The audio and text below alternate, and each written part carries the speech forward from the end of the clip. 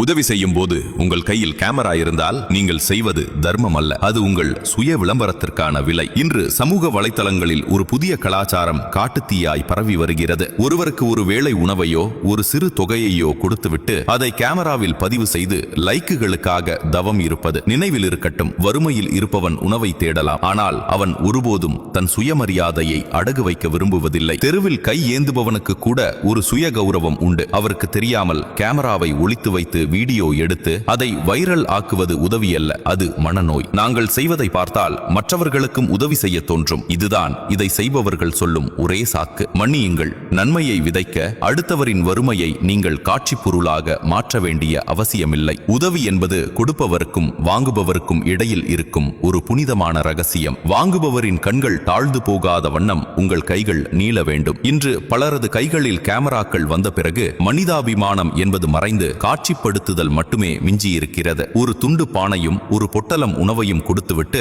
அதை பெறுபவரின் முகத்தை உலகிற்கு காட்டுவது உதவி அல்ல, அது ஒரு மனிதனின் இயலாமையை அறுவடை செய்யும் இழிவான செயல். உதவி செய்யுங்கள், ஆனால் அதை விளம்பரப்படுத்தாதீர்கள். மனிதநேயம் என்பது இதயத்தில் துடிக்க வேண்டுமே தவிர மெகா பிக்சல் கேமராக்களில் அல்ல. விளம்பரம் தேடுபவனுக்கு தர்மம் தெரியாது, தர்மம் செய்பவனுக்கு விளம்பரம் தேவைப்படாது.